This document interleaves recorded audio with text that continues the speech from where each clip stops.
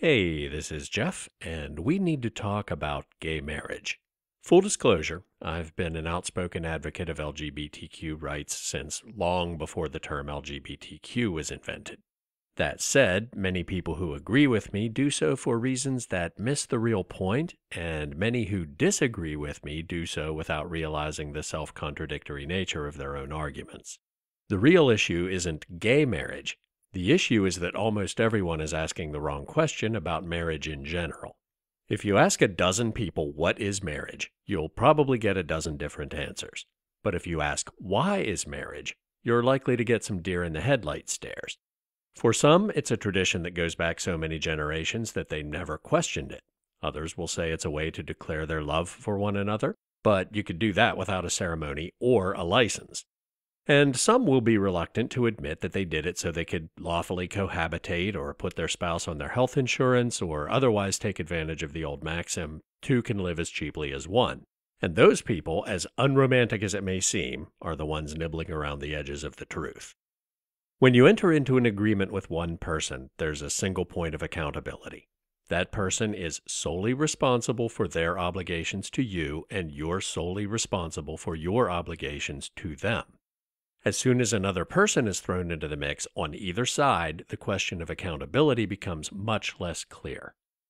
Marriage, or rather the legal recognition of marriage, exists to answer the question, who's accountable when I enter into an agreement with an entity composed of more than one person acting as a union? Once you understand the why, the what becomes obvious.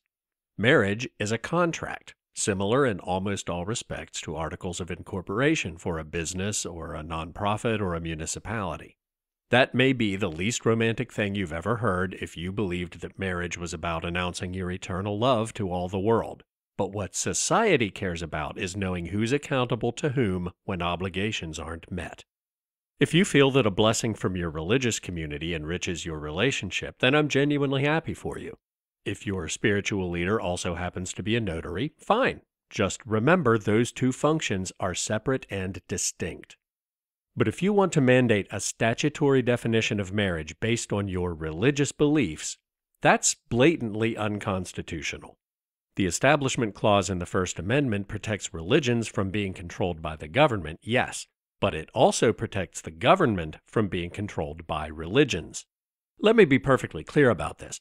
Sometimes religious morality and logically derived ethics do coincide. One of the Ten Commandments is, "Thou shalt not steal." But to argue that laws against theft are therefore unconstitutional would be absurd.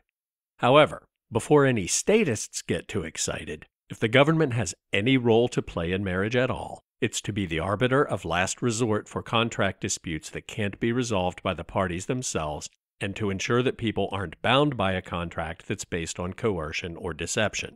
Otherwise, dictating who is or isn't allowed to enter into such a contract is none of their business either. So, instead of asking who should we allow to get married, ask who should have the power to decide that in the first place. The answer isn't the church, or the government, or you, or me. It's the people entering into that contract. Period. As always, thanks for watching. Feel free to like, share, and subscribe, and I'll see you soon.